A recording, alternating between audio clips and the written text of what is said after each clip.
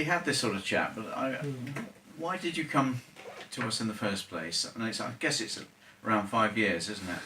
Yeah, at least that. Well, I guess at the beginning, because I collect basses as well, as you know, I collect a lot of vintage instruments. And at one point, my favourite bass was a Fender Precision, which I've got many of.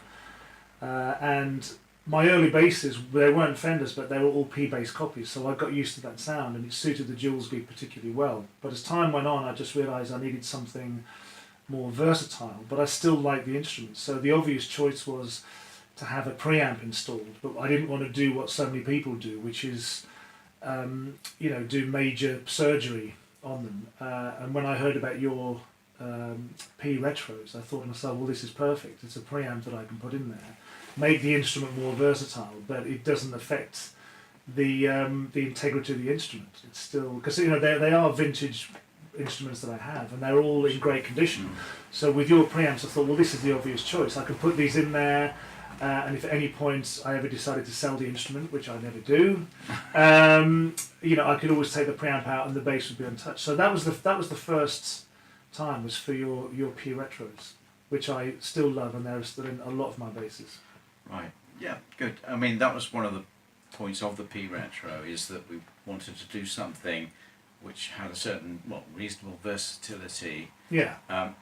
But with no change to the instrument itself. So. Exactly, and the thing is, if you've got a bass like a P bass with just one pickup, it's perhaps not the most versatile of instruments. But again, I didn't want to have to put another pickup on there because I didn't think it needed it. I still liked the inherent sound of the bass, but I think by having a preamp in there, it just meant you can do so much more with that one pickup. I was so pleased I didn't have to put a second one in there, which so many people do. I didn't feel the need for it. With the inclusion of your P retro preamp, it was everything I needed. And also with the nature of the Jules gig, it's a large band. There's a lot of people. It's a 20-piece band, and it's a lot for me to power through that. And I was just finding with passive instruments, they just weren't enough. I needed something under the hood, but I still wanted to play a P bass at the time. So your P retro preamp was the perfect solution. It just fitted in there with no major woodworking involved, so thank you. You're very welcome. Very pleased to help. Yeah.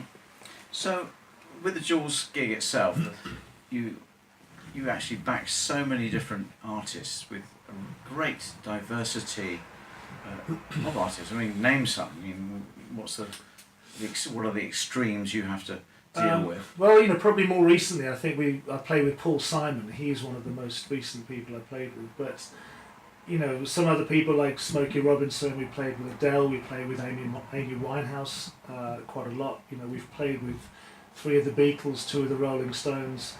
We cover a lot of genres in there.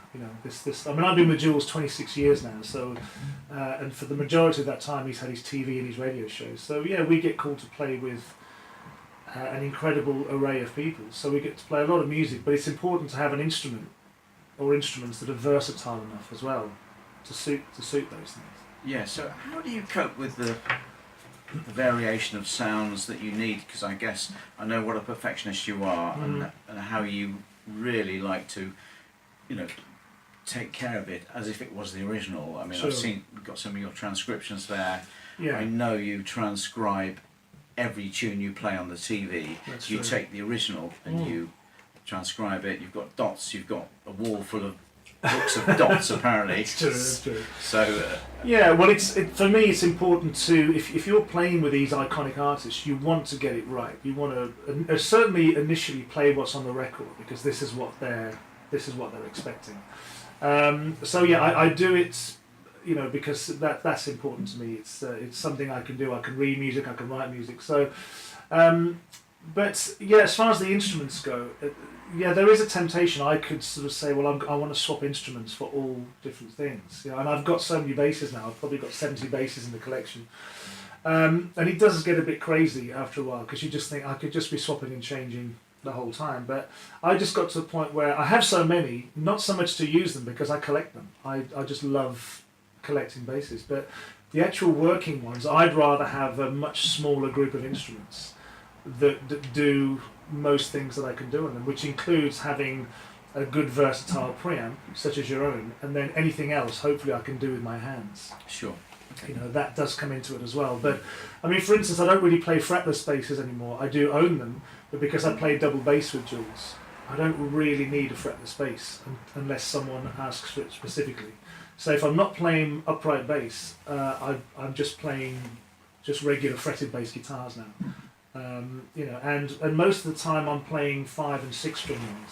I do have loads of 4-string basses, but again, when you're playing with certain people, like we played with Shaka Khan quite recently, and you're playing parts that extend beyond the range of a 4-string. So 5-string and 6 strings have become a lot more useful to me. People often say, well, Dave, you play with Jules Holland, do you really need a 6-string bass? And, you know, maybe not always a 6-string, but certainly the low B on a 6-string is very, very useful. Sure. But yeah, I don't know, I just find 6-string instruments more inspiring now. I enjoy playing on them. And yeah, and especially if I'm reading music, having the high string, it makes that easier. I can play across the board more without taking my eyes off music. But it's just, I just enjoy playing them. But the key thing is they need to be kind of versatile. I need to be able to get what I want out of them, you know. But having said that, once I get a great sound with a preamp, like with your preamps, once I find a good sound, I tend to stick with it. I just tend to leave it as it is, and you know, I'm not a constant tweaker. But it's nice to have the choice in the first place. And how about the passive tone? Do you use that to sort of roll things off for a softer sound here and there? The passive tone has become it's the secret little gem on basses. I never realised I never thought about it much when I was younger, but playing active instruments, I love having a passive tone on there as well, particularly to see how it reacts with the active treble. I mean, for me, I definitely like to have a passive tone control on my basses, on my active basses. It does make a difference. You know, I do like having that on there. But yeah, I think it's important for me to have a good, powerful, versatile preamp. But really, once it's set, once I find all the sweet spot, I pretty much leave it as it is. Sure. One thing, more recently, you seem to have settled on the Ibanez vintage basses. Yeah, Ibanez musician basses. I only discovered them when I say discovered them, I was aware of them years ago when I first started out, because Sting predominantly used them, but I never paid much attention to them. It was only in the last 4 years or so that a friend of mine sold me a fretless Ibanez musician, and I was just going to get it for the collection. I just thought it looked nice. I was going to put it to one side and just admire it on a day-to-day basis. But when I plugged it in and started to play it, I thought, my goodness, I didn't realise how good instruments they were and how great the preamp was, and that changed a lot of things to me then. So the Fender P basses got put to one side, and I started to think, wow, these Ibanez musician basses are a lot more versatile.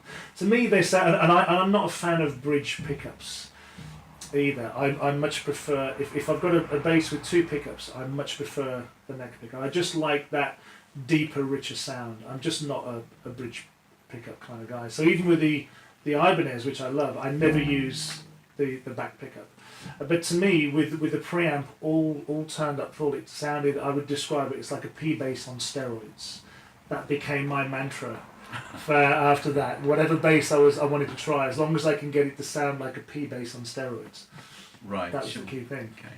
And one thing we did help you with, using our UNI PRE, we were fortunately, due to, actually I can just show you the wheels here, but I'm not sure if I'll show on the video, but we've got various wheels where we can adjust the frequencies for the bass and both ends of the bass control, and the treble control. Of course, we've got variable mid as well. Yeah. And we were able to effectively map the Ibanez EQ with this system, which allows you to use those sort of frequency curves on these basses. If you want well, that's to. right, because you analyse the frequencies for me, didn't you? I saw you do it on your special sort of machine over there. I think it's called a computer. But yeah, because I said to you, I said, I love the frequencies of this and how the preamp interacts. I said, well, you know, can we analyse this and look how we can reproduce this? Because that was a good starting point for me. But yeah, I mean, to have this ability to, because most preamps have just got set frequencies. You've just got bass, middle, and treble, and that's it. And unless you like those frequencies, there's nothing you can do about it. Well, obviously with yours, you know, having the wheels inside of it to adjust that, I mean, that's quite remarkable. Yes, and with bass control we can adjust where the low end is and the high end, so Yeah. we can very deep, very boxy, middly, or broad. That's so right, yeah. We can do anything. Because a lot of bass controls, you know, when you turn the bass up, well, you just get like a lot of bottom end. You know, whereas for me, I wanted more bass across all of the strings. You know, so I didn't want.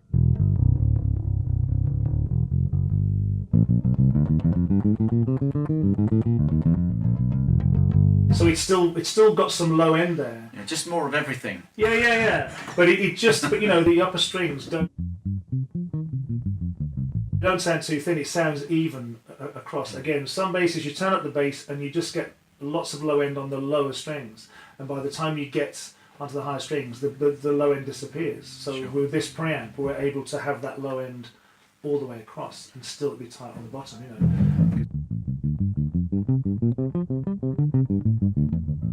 Just having that even response across is really important to me. I had so many basses where it's really boomy down here, and you move across the upper strings, it gets thinner and thinner. It used to just drive me crazy to the Sure. point where I was only playing two of the strings on certain basses. You know. Sure. So yeah, to have the adjustment on these, the internal adjustment is fantastic. It's just quite remarkable. Well done, sir. Thank you. So, yes, I was trying to make it versatile to the point where a lot of the older records, where they couldn't actually load a lot of bass on the plastic effectively, Sure. due to too much movement in the stylus of the record that it Yes. couldn't take it. So, and also the gear couldn't do it either. And so with this particular preamp, I wanted to be able to mimic the more vintage, Yes. sort of bass lighter sounds. Obviously the bass is still there, but Yeah, of course.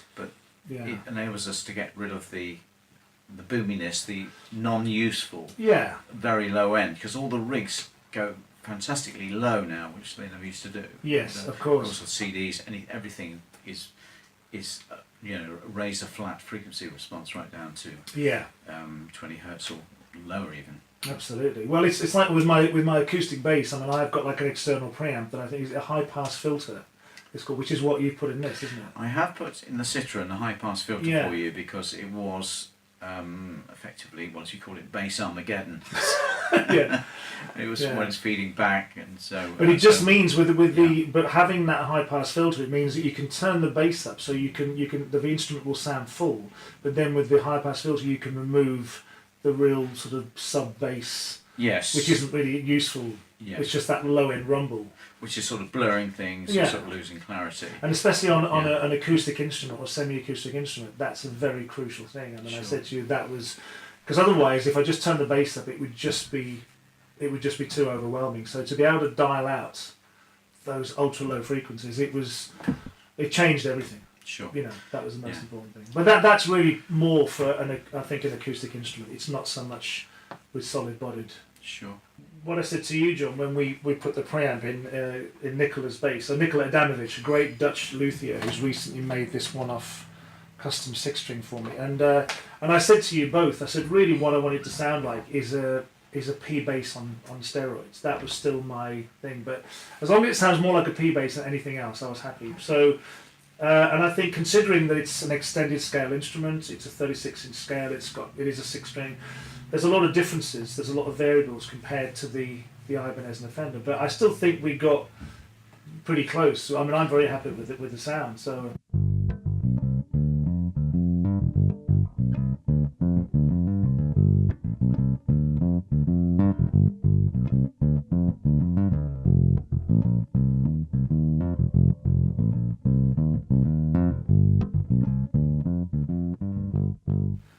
So, you know, to my ears, that's more P bass than anything Yeah. else. You know? And a lot of modern day, particularly six-string basses, they can sound very sterile. They can sound very hi-fi sounding. And a lot of that is to do with the preamps. And for me, with the Jules gig, I'm still playing popular music. You know, I'm not playing sort of fusion, high-end fusion or solos or anything like that. I'm playing predominantly sort of pop, R&B, funk, soul, blues and jazz. It still needs to be a working instrument. So for me to have a handmade boutique instrument that I can still use in a commercial setting, that was the whole point. Yes, I mean, I followed your path. You've been searching for this for years, and Yeah. it is, it's definitely the best by Absolutely, by a yeah. mile. So And some people say, well, if you want that sound, why not just stick with a Fender P bass with John's P Retro preamp in there, or just stick with the Ibanez? But again, they're 4-string instruments. exactly. And with Jules, we've just been playing with Shaka Khan. So if you're playing Ain't Nobody, which is like, and you need those E flats, like. So on a 4-string bass, you could detune, I suppose, but I'd rather have the notes there. The upper C string, again, it's less important, but I like to be able to play across the board. So we played with Paul Simon, and we did his song Wristband. Now, in fairness, I played Wristband on Jules's TV show later on double bass because that's what he wanted it on. But let's just sort of say, I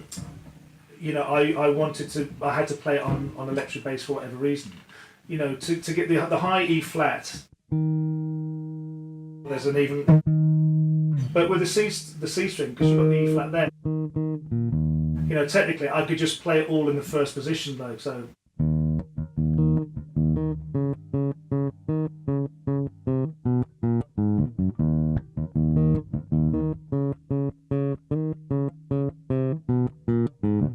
So again, it just means that you just get more positions to play songs, and especially if you're reading music as well. The high C string means you don't have to take your eyes off the music to look up further at the neck. A lot of the notes are under your hands there. So that's the reason why I really want to use a 6-string, because it's just I can do everything on this now. If I just use a 4-string bass, I'd have to swap over to either a 5-string to play Shaka Khan stuff, So I like the 6-string bass now. It's my favourite thing to play, and of course with your preamps in there, that makes it all even better. Excellent. Well, no, we can help you with it. It enhances it beyond measure. It's basically a UNI PRE, but we've set it up for one pickup. So that's yeah. Well, that's the key thing as well, and because it is just one pickup. Most people don't want one pickup. They have to have the bridge pickup as well. So they've already got more versatility on the instrument with 2 pickups. But because I've only got the one, which is very much based on a P-bass type thing, then all the more reason why the preamp then has to be a lot more versatile than a lot of commercially available preamps out there. So with yours, with all the adjustability to it, it's the perfect companion. I mean, I can't imagine any other preamp being in this bass, and I can't imagine it working as well and doing what I needed to do. So it had to be you. To coin the name of the song. But yeah. Your UNI PRE in there is the perfect companion. Okay, great. Okay, so let's finish with that one, and we'll sort of screw this one up together. Well, you mean, let's not screw this one up. Loosely. Yes. And then we'll give it a go. Great. Okay, Dave. So now we've got the Harvey Citron bass. This has got the UNI PRE in it. We've done for one pickup for you, and we've got the bit on the outside there. That's the low pass filter, and it's actually a bass control as well, which we're just experimenting with to see. Oh, so that's not the permanent place it's going to end up in. I was quite taken with that. But it's easy access where it is now. That's for sure. Yes, absolutely. So this is the latest version. Obviously, you haven't used this one, although I know you've used it live previously with the first version of our preamp. So we're going to do some work on it later with you, but I'd just like to just have a little fiddle while you're playing. By all means. Yeah. So you come round. Yeah.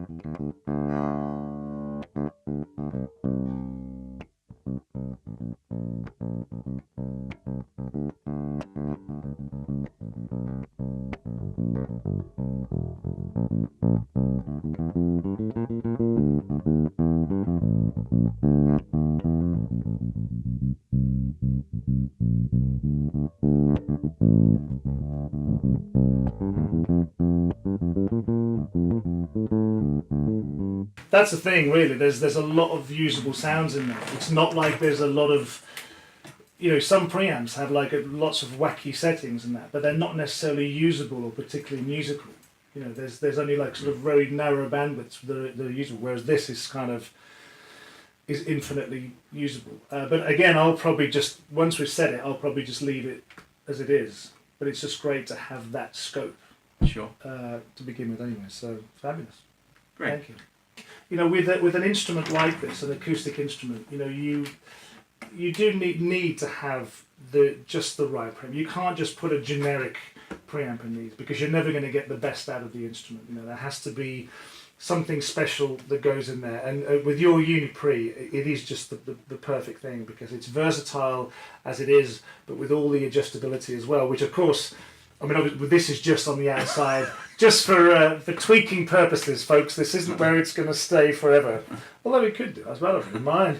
But yeah, the great thing is it's got a large internal cavity where we can put all this. There's room for all of this. But to be honest, once we've set the frequencies, I probably won't change it. It's just more than a case of just changing the boost and cut, but the frequencies themselves. But to have something as versatile on this, it's a great instrument anyway. But with your preamp in there, Harvey should be putting yours in all of these.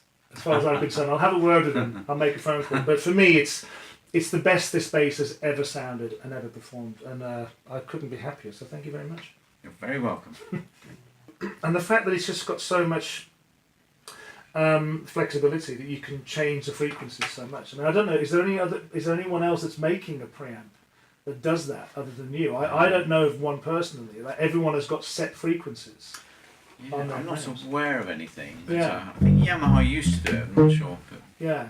But to me, this is so unique, and especially with an instrument that's acoustic or semi-acoustic, there are problems associated with that. They are notoriously difficult to amplify and to get a good usable sound. So with this preamp in there, for me, this is such a usable instrument. It's not just the kind of thing where you can only use it in quiet environments. I've toured with this bass. In fact, one tour we did with Mel C, former Spice Girl Mel C. I use this bass on stage, and we're talking like big arenas, outdoor festivals, and I was using it to play, pop and rock stuff on it, which is you normally wouldn't think of doing that, but with your preamp, it just makes it so versatile that it just makes it usable in a lot more different areas. So it's perfect. I love it.